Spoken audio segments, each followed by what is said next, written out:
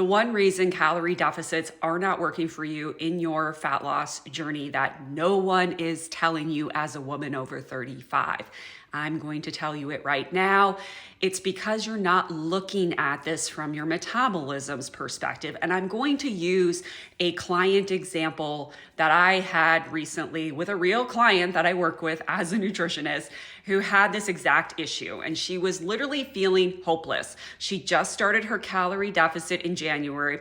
She's 3 weeks in. Nothing's happening. She's already leaner, so she doesn't have that much weight to lose.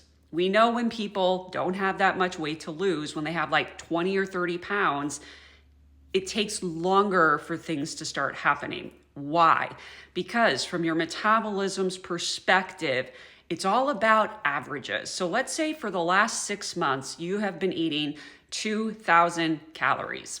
That's where you're just maintaining your current body weight. So you've been eating 2,000 calories. Now you drop to something reasonable like 1,700 calories, just a modest 300 calorie deficit. You drop to the 1,700. If you take your 6-month average of 2,000 and you now take it with 1,700 for 3 weeks, your calories are still, on average, from your metabolism's perspective, sitting around 1,950 to 1,960.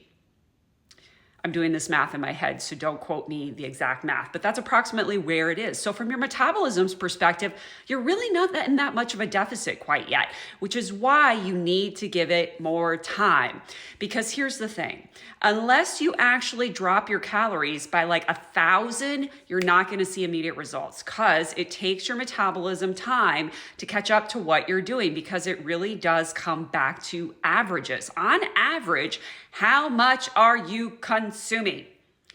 This is why math doesn't lie. This is why math is so helpful in this journey. And when I pointed this out to this specific client who was feeling kind of like, woe is me, nothing's happening, I should just give up, blah, blah, blah. When I pointed this out to her, she was like, oh, well, that makes sense. I said, yeah, you just need to give it time. And I don't recommend as a nutritionist that you drop calories lower so you can go faster in this journey, because hair is gonna fall out, thyroid's gonna downregulate, you're gonna have a really hard time controlling your hunger, your energy is gonna go down.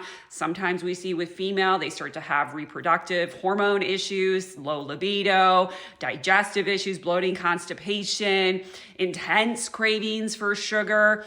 You're just not gonna be able to live your life. So you might as well put your patient pants on and work the process. You have 20 to 30 pounds to lose. You don't have a tremendous amount of weight to lose. You have to pay attention to averages. And unless you are going to put your health in a compromising position, this is just the way that fat loss works. And I do see a lot of women over 35 who I work with in my nutrition practice. I've been doing this for 11 years. I know this is not easy, but most of the women that I have seen in my nutrition practice are just going about this all wrong. They don't really understand how this process works. And so they're sabotaging or giving up too quickly. You can't do that. You have to look at this from your metabolism's perspective. I hope that makes sense.